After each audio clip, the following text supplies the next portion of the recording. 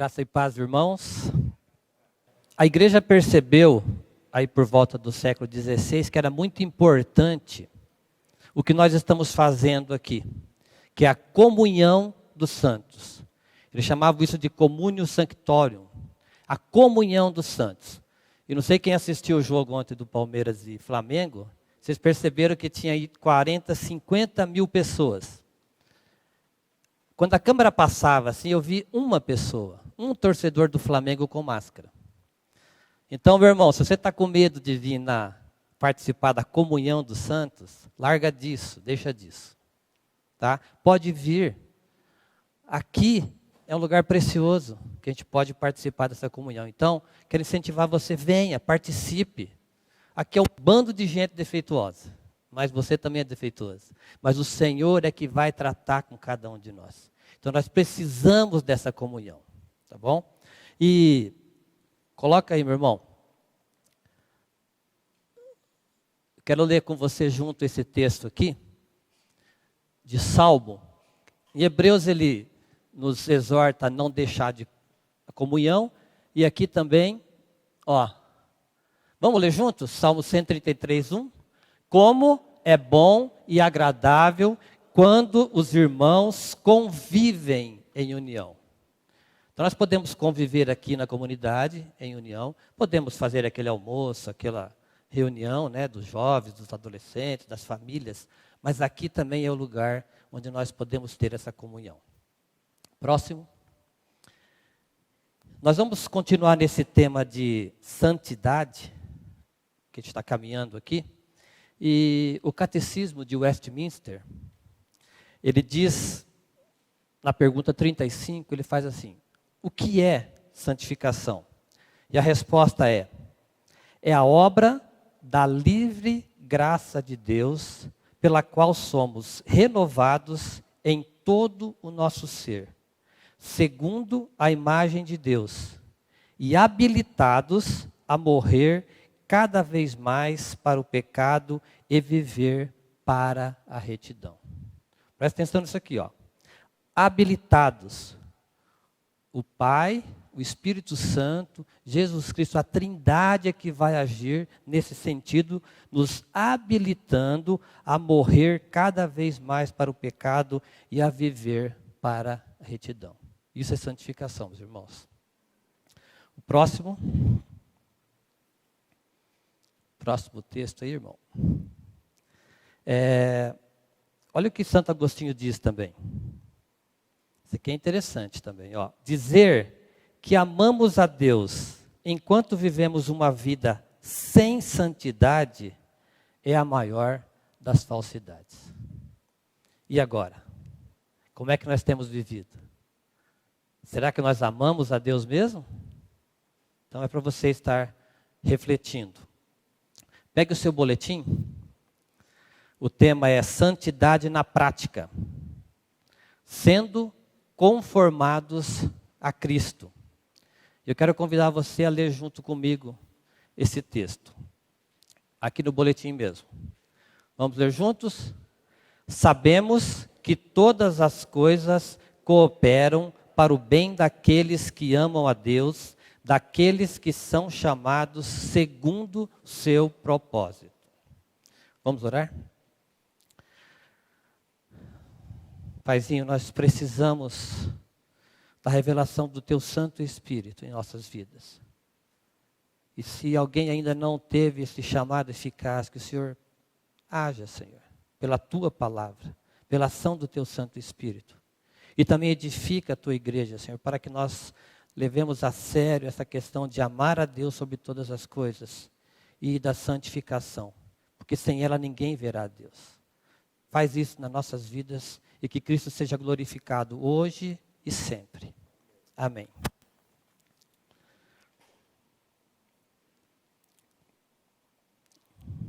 Eu quero ler também o próximo slide aí, meu irmão. Olha o que Thomas Brooks, um pregador puritano inglês, diz. O caminho da santidade que leva à felicidade é um caminho estreito, há espaço suficiente apenas para o Deus Santo e uma alma santa andarem juntos.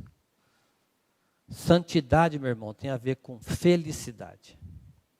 Então, se você é aquele crente chato, murmurento, reclamador, dá uma paradinha, peça misericórdia para o Senhor, porque alguma coisa não está batendo, tá?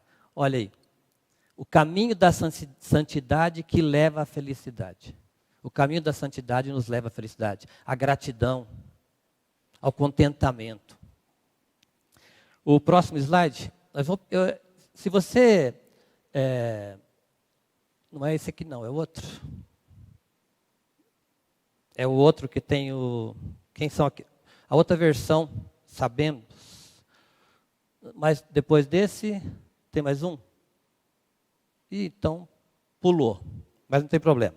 Na NVT, ela diz assim, ó, e sabemos que Deus faz todas as coisas cooperarem para o bem daqueles que amam e que são chamados de acordo com o seu propósito.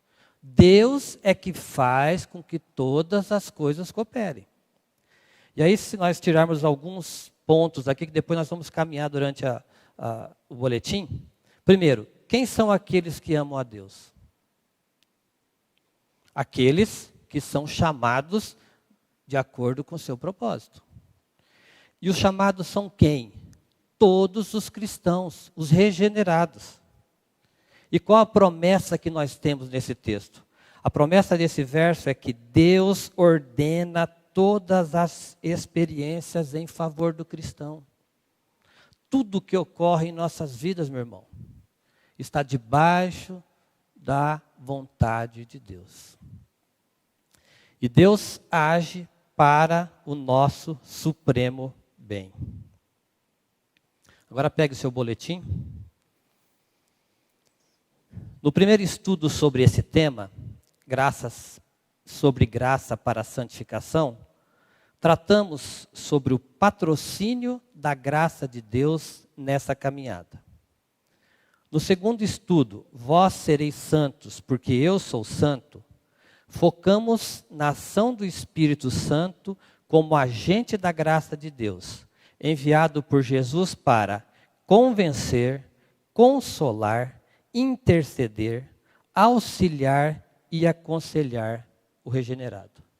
Olha como que o Espírito Santo age a nosso favor.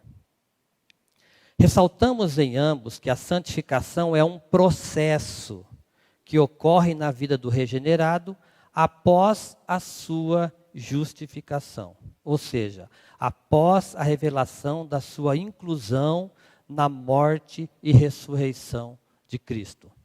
Quando a justiça de Cristo é imputada em nós, começa esse processo de santificação.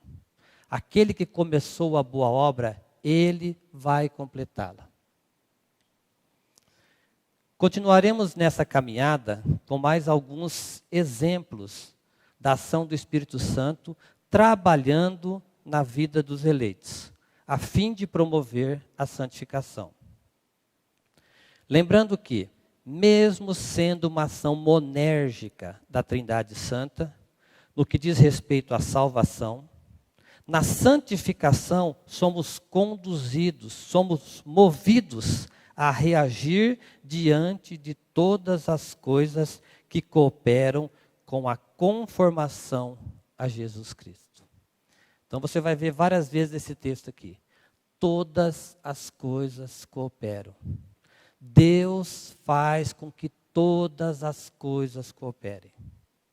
Então, em vez de nós reclamarmos, questionarmos a soberania de Deus, é melhor nós perguntarmos: Senhor, para que isso tem acontecido? Para que o Senhor tem permitido que essa situação chegue até mim? Santificação é uma necessidade.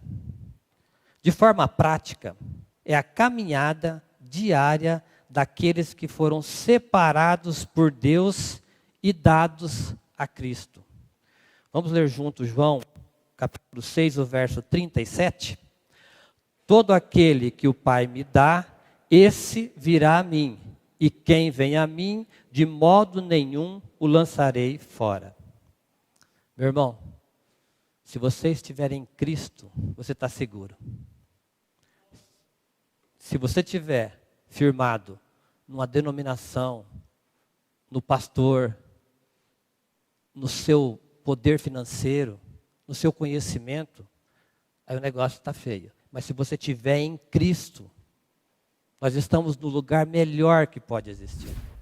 Pode vir pandemia, pode vir problema econômico, você pode ser demitido, pode vir doenças, nós oramos aqui agora há pouco, mas o Senhor tem o controle de todas as coisas. E todas as coisas cooperam para o bem daqueles que amam a Deus, daqueles que foram chamados segundo o seu propósito. Eu creio que você vai sair daqui, pelo menos decorado esse texto aqui. Nós vamos ler bastante vezes. Já parou para pensar que você é um presente de Deus para Jesus Cristo? Você já parou, meu irmão, para pensar nisso? Que privilégio, quão maravilhoso é ter esse entendimento. Mesmo falhos, imperfeitos, impuros, incrédulos, ou seja, pecadores indignos, Deus nos deu a Jesus Cristo. Pensa nisso. Hildo, Maurício, imagina, nós três, os irmãos, como nós somos. Aí Deus pega esse ser aqui impuro e dá de presente para Deus, para Jesus Cristo. Por isso que nós precisamos ser santificados. Porque Deus é santo, santo, santo. E ninguém verá Deus sem ser santificado.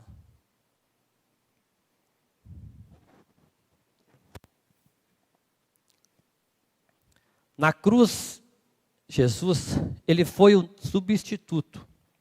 E mais que isso, matou o velho homem, incluindo em sua morte todos aqueles que o Pai lhe deu. E o melhor, Jesus Cristo, após a sua ressurreição, deu sua própria vida para que todos esses sejam aperfeiçoados progressivamente em santidade. Então esse é o maior privilégio que alguém pode querer ou receber. Como é que você quer ser conhecido, meu irmão? Ah, é um grande empresário. Ah, é um grande missionário. Ah, é um grande ofertante. Ah, é um homem sábio, tem 20 PhD. Se nós formos conhecidos por homens e mulheres, jovens, adolescentes que amam a Deus, não tem coisa melhor, meu irmão. A Bíblia apresenta vários homens e mulheres que são exemplos da ação do Espírito Santo de Deus nesse processo de santificação. Entretanto, quero destacar a vida do apóstolo Paulo. Antes, conhecido como Saulo de Tarso, um jovem fariseu que, zeloso ao judaísmo, pediu cartas aos líderes judeus para perseguir a igreja de Cristo. Como que ele agia? Ele entrava nas cidades, nas sinagogas, nas casas e, usando de violência, levava a julgamento os seguidores do caminho. Caminho era o nome pelo qual os primeiros cristãos foram conhecidos. Mas no caminho de Damasco, Saulo teve um encontro com Jesus Cristo, que o advertiu por persegui-lo. Aí tem aquele slide ali. Vamos ler o Atos 9, o verso 4. Vamos ler junto? E caindo por terra, ouviu uma voz que lhe dizia: Saulo, Saulo, por que me persegues? O pastor já comentou sobre isso, mas Paulo perseguia quem? Perseguia a igreja, né? Perseguia Cristo. Mas Jesus fala: Paulo, por que você me persegue? Meus irmãos, se Cristo está em nós, se nós sofremos qualquer perseguição, esse perseguidor está perseguindo a Cristo. Quem tem família aqui, eu tenho uma mulher, uma esposa que eu amo, uma filha que eu amo. Se alguém fizer algum mal contra ela, vai estar fazendo contra mim. Eu vou tomar as dores dela. E foi isso que Jesus fez. Paulo, você está me perseguindo, cara. Aí ele caiu por terra, porque quem pode subsistir à glória do Senhor? Aí Paulo, já agora, né, o orgulho dele foi por terra, tendo que ser levado, né, a Damasco cego. Um discípulo de Jesus chamado Ananias, mesmo temeroso, foi ao encontro de Saulo e orando restaurou a sua visão. Quando a gente passa batido assim nos textos, né, mas houve o Ananias aqui, ele deu uma parada. Pega o outro texto, em 9:15. O que acontece? Senhor, esse cara está perseguindo a igreja. Ele veio aqui com cartas. Ele quer levar preso a igreja. Eu não vou lá falar com ele, não. Isso aqui eu estou acrescentando algumas coisas aqui, tá? É uma elucubração minha aqui. Mas ele reagiu, porque ele sabia que Paulo era um homem mau. Ele permitiu, ele segurou as vestes daqueles que mataram Estevão. Aí ele diz assim, Jesus diz para ele, vamos ler junto? Mas o Senhor lhe disse, vai, porque este é para mim um instrumento escolhido para levar o meu nome perante os gentios e reis, bem como perante os filhos de Israel. Meu irmão, se você é um eleito de Deus, você pode ser contrário a Deus, você pode ser perseguidor, você pode fazer, mas a hora que você tiver esse chamado eficaz, Deus muda. Não há quem resista à soberania de Deus. Então assim começa a história do apóstolo Paulo. Um instrumento de Deus que tinha paz, alegria e contentamento no Senhor, mesmo em meio a muitos sofrimentos. Agora aqui pega para nós, né? Paulo tinha paz, alegria e contentamento no Senhor, mesmo sendo perseguido. Aí quando vem qualquer coisinha para o nosso lado, né? Aí nós temos que correr, chorando, por que comigo, Senhor? Mas logo eu, tanta gente para sofrer, logo eu. Logo, a minha família. Mas aí, todas as coisas cooperam para o bem daqueles que amam a Deus, daqueles que foram chamados segundo o seu propósito. É isso que nós precisamos aprender. Assim começa então essa história. E a caminhada do nosso irmão Paulo demonstra como a santificação ocorre na prática, na vida do cristão. Um filho de Deus precisa de discernimento para saber, crer e entender que tudo neste mundo coopera para o seu crescimento espiritual. Quando o cristão se rebela, não aceita, não entende esse princípio, sua caminhada passa a ser um pouco mais dolorosa, penosa, mas será tratado, aperfeiçoado em santidade. Vamos ler junto o Romanos 8:29? Porquanto aos que de antemão conheceu, também os predestinou para serem conformes à imagem de seu Filho, a fim de que ele seja o primogênito entre muitos irmãos. Por que nós temos que passar por essas aflições? Para sermos conformados à imagem de Jesus. Então, graças a Deus pelas provações, meus irmãos. A gente pode não entender, e não entendemos muitas vezes, naquele momento, o porquê desse sofrimento, mas o para quê a gente vai entender logo mais. E agora tem um texto que é um pouquinho mais longo, de 2 Coríntios 11, do 23 ao 29, e eu quero convidar você também para ler comigo. Vamos ler juntos? São ministros de Cristo? Falo como fora de mim. Eu ainda mais. Em trabalhos, muito mais. Muito mais em prisões. Em açoites, sem medida. Em perigos de morte, muitas vezes. 5 vezes recebi dos judeus 1/40 de açoites menos 1. Fui 3 vezes fustigado com varas. 1 vez apedrejado. Em naufrágio, 3 vezes. Uma noite e um dia passei na voragem do mar.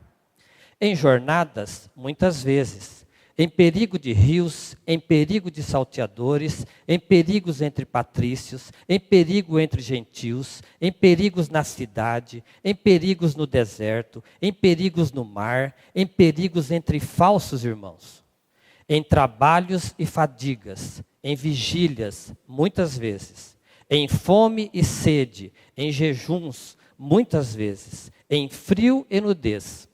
Além das coisas exteriores, há o que pesa sobre mim diariamente, a preocupação com todas as igrejas. Quem enfraquece que também eu não enfraqueça? Quem se escandaliza que eu não me inflame? E aí? Você tem passado por isso aqui? Ou você está reclamando em vão? Porque Paulo foi perseguido por causa do Evangelho. Eu não sei se alguém aqui tem sido perseguido por causa do Evangelho. E se você quiser saber um pouquinho mais dessa caminhada de Paulo, você pega ali Atos capítulo, a partir do capítulo 13, você vai lendo até o final e faz as anotações.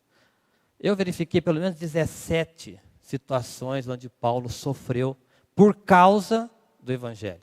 Então depois você pode fazer essa leitura na sua casa. Agora, vamos imaginar um diálogo entre Paulo e Jesus Cristo. Paulo vai fazer o nosso papel aqui, né? Não é murmurar, né, Maurício? Como que é a outra palavra? Lamentar. Paulo agora vai fazer um lamento a Deus, porque ele está sofrendo. Então, isso aqui é imaginar, irmãos. E não vai falar que eu estou colocando coisa a mais aqui, não. Nós estamos imaginando. Olha o que Paulo está dizendo aqui. Estaria dizendo: Senhor, fui preso porque estava pregando o teu evangelho. Está lamentando. Aí Jesus então diria: Paulo, meu servo, vamos ler junto? Todas as coisas cooperam para o bem daqueles que amam a Deus, daqueles que são chamados segundo o seu propósito. Então, daqui para frente, todas as vezes que tiver o texto, você leia junto comigo. Senhor, fui açoitado e corri perigo de morte muitas vezes. Jesus então diria a Paulo: todas as coisas cooperam para o bem daqueles que amam a Deus, daqueles que são chamados segundo o seu propósito. Mas Jesus, eu acho que o Senhor não entendeu não. Eu recebi 195 chibatadas. Eu fui fustigado, açoitado com vara 3 vezes. Jesus então diria: ah, Paulo, amado do Pai, todas as coisas cooperam para o bem daqueles que amam a Deus, daqueles que são chamados segundo o seu propósito. Senhor, acho que não estou sendo claro. Euzinho, Paulo, seu apóstolo, sofri 3 naufrágios, 3, Senhor. Além disso, uma noite e um dia passei na voragem do mar. Aí Jesus diria: todas as coisas cooperam para o bem daqueles que amam a Deus, daqueles que são chamados segundo o seu propósito. Senhor, perdoe a minha insistência, mas em jornadas, muitas vezes, em perigos de rios, em perigo de salteadores, em perigos entre patrícios, em perigo entre gentios, em perigos na cidade, em perigos no deserto, em perigos no mar, em perigo entre falsos irmãos. E Jesus, mais uma vez, calma e docemente diria: Paulo, todas as coisas cooperam para o bem daqueles que amam a Deus, daqueles que são chamados segundo o seu propósito. Senhor, quero informá-lo sobre mais alguns sofrimentos meus. Em trabalhos e fadigas, em vigílias, muitas vezes, em fome e sede, em jejuns, muitas vezes, em frio e nudez. E Jesus, com sua doce e meiga voz, diria: Paulo, todas as coisas cooperam para o bem daqueles que amam a Deus, daqueles que são chamados segundo o seu propósito. Não contente, né? Paulo aqui se lamentaria mais uma vez, porque nós fazemos isso. Não vem falar que nós não fazemos, porque nós fazemos. Senhor, pela última vez, quero passar mais algumas informações, porque talvez o Senhor não saiba. Quantas vezes você já orou assim? Senhor, você não está percebendo isso na minha vida, não? Você não está vendo o que está acontecendo comigo? A gente gosta de ordenar a Deus, né? Mas se Ele sabe todas as coisas. Então, pela última vez, quero passar mais algumas informações que talvez o Senhor não saiba, pois estou sofrendo por causa das tuas igrejas. Além das coisas exteriores, há o que pesa sobre mim diariamente, a preocupação com todas as igrejas. Quem enfraquece que também eu não enfraqueça? Quem se escandaliza que eu não me inflame? Jesus, manso e humilde, o consolaria. Paulo, meu servo amado, todas as coisas cooperam para o bem daqueles que amam a Deus, daqueles que são chamados segundo o seu propósito. É óbvio que tal diálogo nunca existiu nesses termos. Pelo menos as Escrituras não registram. Mas essa reflexão serve para o nosso dia a dia, para a análise de como encaramos a santificação. Quando vem um problema, quando vem uma aflição, uma doença, uma dificuldade, como é que nós encaramos isso? Quando questionamos a soberania de Deus em nossas vidas, não estamos crendo que tudo coopera para o nosso aperfeiçoamento, para a nossa santificação, para que sejamos cada vez mais parecidos com Cristo.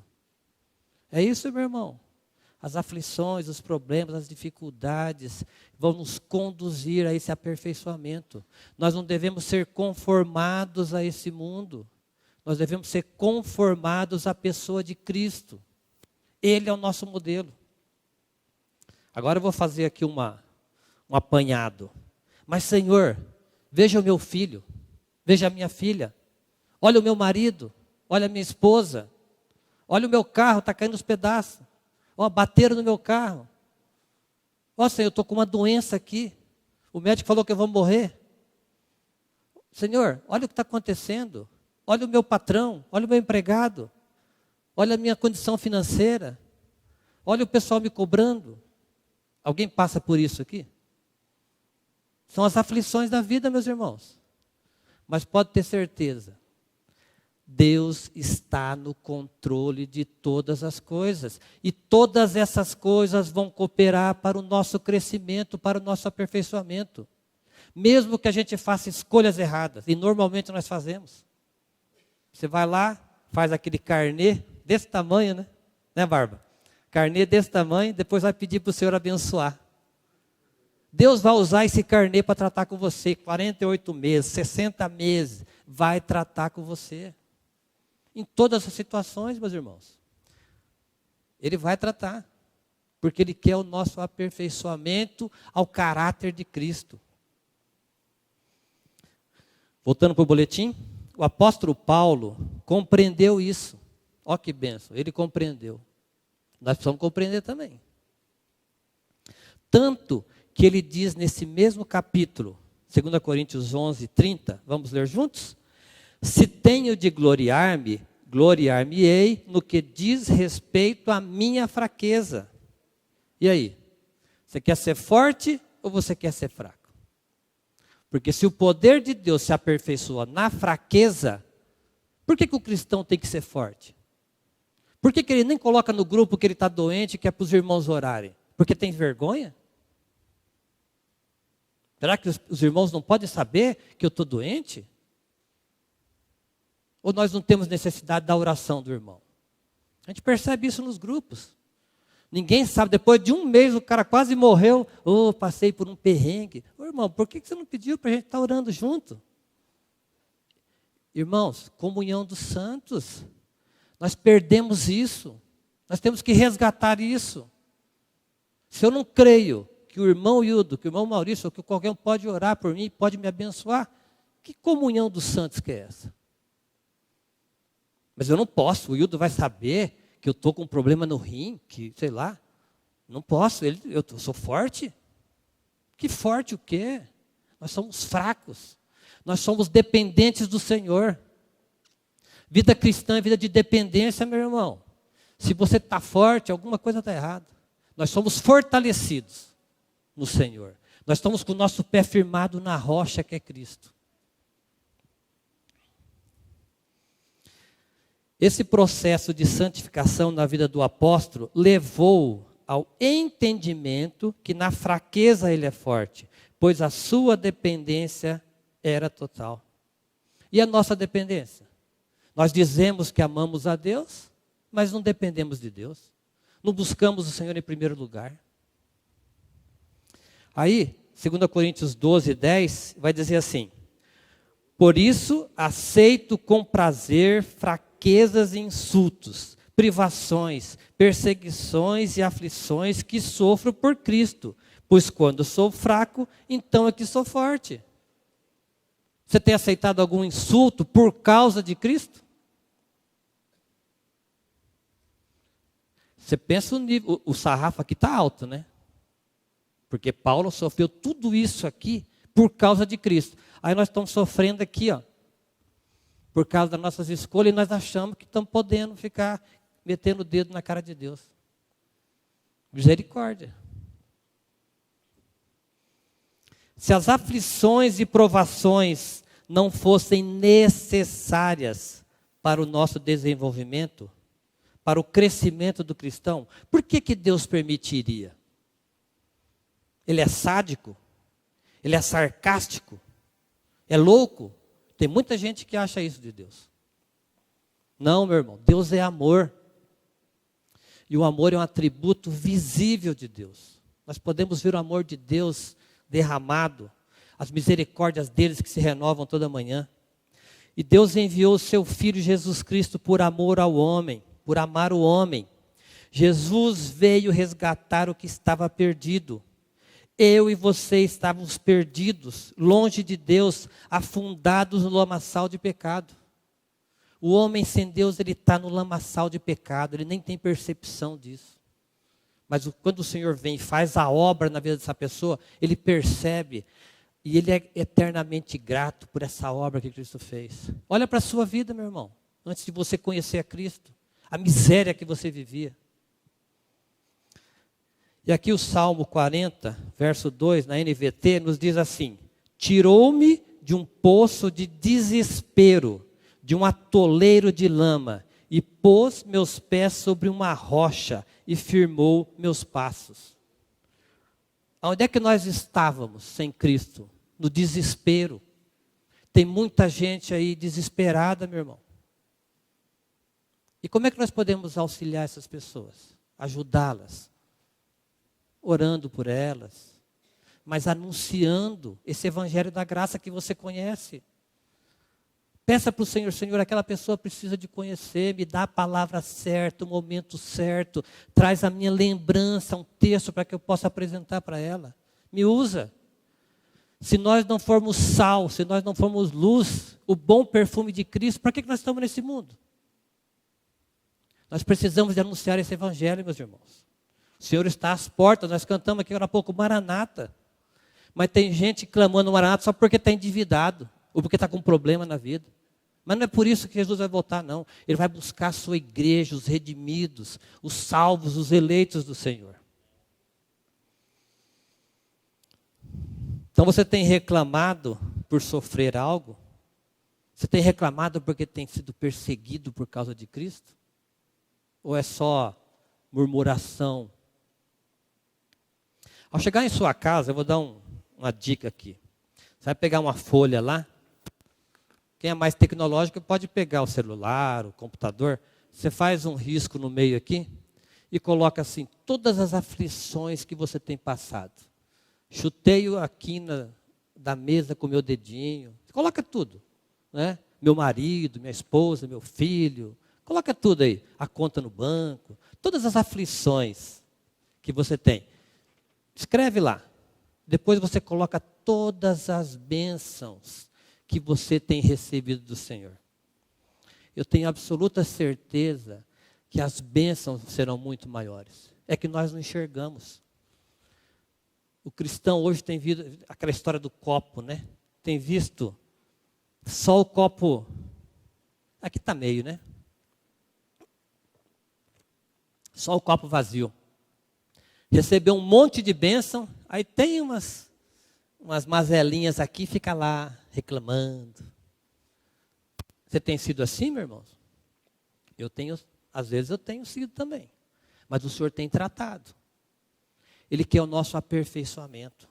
Então para de olhar o copo vazio. Olha para o que Cristo fez.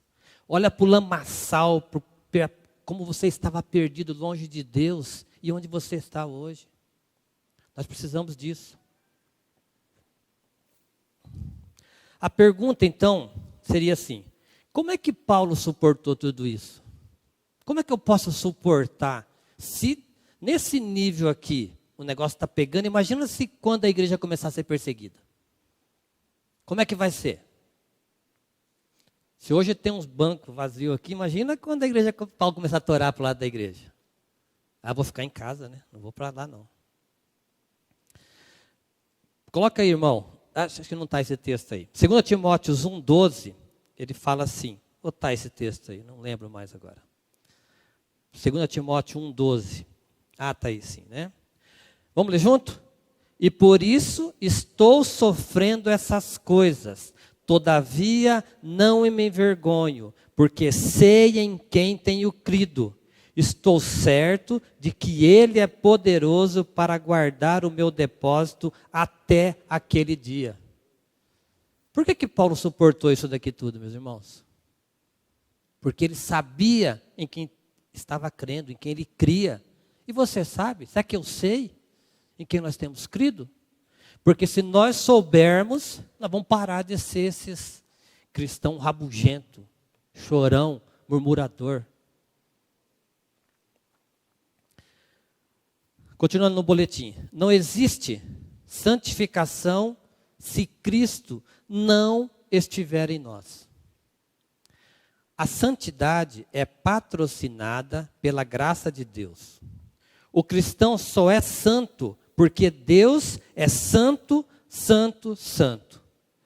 Nesse processo de santificação, cada cristão está em uma posição, alguns mais perto e outros mais longe. Mas a medida de santidade não está em relação a outro cristão. A medida de santidade está nas obras que não está. Vamos ler de novo aqui. A medida da santidade não está em relação a outro cristão. A medida de santidade não está nas obras que cada um pratica. A medida de santidade é progressiva pela ação do Espírito Santo e do investimento, da dedicação de cada um. O modelo, o alvo, a perfeição da santidade estão na pessoa graciosa de Jesus Cristo. Ninguém aqui é modelo para ninguém. Se eu me espelhar no Hildo, ou no Maurício, ou ele se espelhar em mim, nós vamos cair. O meu modelo é Cristo. Onde é que nós devemos estar firmados, meus irmãos? Em Cristo, na rocha. Na caminhada de santificação, o cristão sofrerá muitos ataques. Então, se você tem sofrido ataque, isso é perfeitamente normal. Será ferido, precisará do cuidado. Aqui a importância da comunhão dos santos. Você não precisa sofrer sozinho. Você pode falar com os irmãos. Precisará do bálsamo de Gileade, mas não poderá ser de forma alguma retirada das mãos do bom pastor, Jesus Cristo. Uma vez em Cristo, eternamente seguro. Vamos ler João 10, 28, na NVT. Eu lhes dou a vida eterna, jamais perecerão, e ninguém as arrebatará da minha mão. Meu irmão, você não vai perder a salvação. Você vai ter provação, você vai ter sofrimento, você vai ter angústia, você vai ter dor. Mas ninguém pode arrebatar aquele que foi dado por Deus a Jesus Cristo. Ele não vai permitir. Então os perrengues vão ser grandes. Mas nós estamos no melhor lugar que nós poderíamos estar, em Cristo. Se você tem certeza do novo nascimento, se o Espírito Santo testifica com o seu espírito que você é uma nova criatura, você é um presente de Deus para Jesus Cristo. Por isso precisará ser santificado, mesmo em dores, em humilhações, em conflitos. Você está no lugar mais seguro e nada poderá arrancar o cristão das mãos do Senhor Jesus. Nada, meu irmão, nada. E esse texto aqui é maravilhoso. Vamos ler juntos? Romanos 35, 8, do 35 ao 39.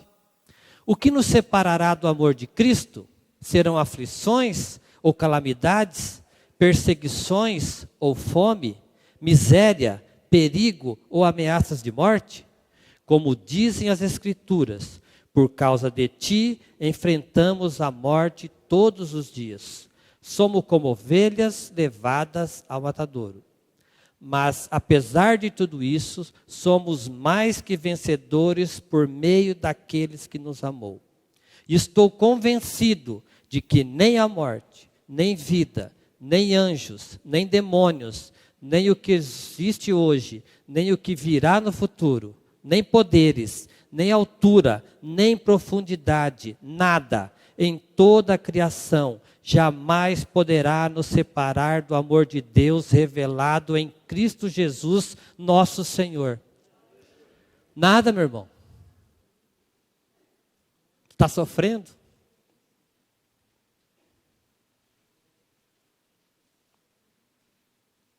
Nós precisamos ser tratados. E o tratamento dói. Coloca os últimos slides aí, meu irmão. Se você... Tem mais 2 slides aí. Se você sabe em quem tem crido, você será santificado. Se você foi regenerado, se você tem essa nova vida, se você tem esse novo nascimento, se você tem a certeza da sua ressurreição em Cristo, você será santificado. E vai ter que passar por uns apertos aí. Então é para você pensar nisso. E o último, esse aqui o pastor Maurício me mandou na quinta-feira, é para os homens ajudar as mulheres hoje na hora do almoço. Então, ó, a santidade começa no lar. Começa ou não começa? Porque quem conhece um pouquinho mais a gente do que os irmãos aqui, é a esposa, é os filhos, é a sogra, né? Que convive ali com a gente. Então a santidade começa no lar. E a santificação na pia cheia de louça. Então, homens, nós estamos aí intimados a ajudar as esposas a lavar a louça do almoço, tá bom? Deus abençoe a sua vida, tenha um excelente almoço e até a noite, você que está em casa, venha participar conosco, você é muito bem-vindo aqui. Deus abençoe a todos. Vamos orar para finalizar, meu irmão? Paizinho querido, a tua palavra foi lida, nós lemos juntos, e ela diz que ela não volta vazia. Então nós clamamos para que o teu Espírito Santo haja em nós, Senhor, edificando nossas vidas, nos revelando a cada dia essa obra de Cristo. Que o Senhor abra o nosso entendimento, como nós lemos várias vezes aqui, para que nós possamos entender que todas as coisas, tudo aquilo que o Senhor permite em nossas vidas, elas cooperam, elas contribuem para o nosso aperfeiçoamento, a pessoa de Cristo. Faz isso, Senhor. Mexe conosco, para que nós sejamos sal e luz nesse mundo, Nós sejamos o teu bom perfume, Senhor. Dentro de casa, no trabalho, no trânsito, aonde estivermos, Senhor. Que as pessoas vejam em nós a vida de Cristo. Faz isso por graça. E que Cristo seja glorificado em todo momento. Em nome de Jesus. Amém.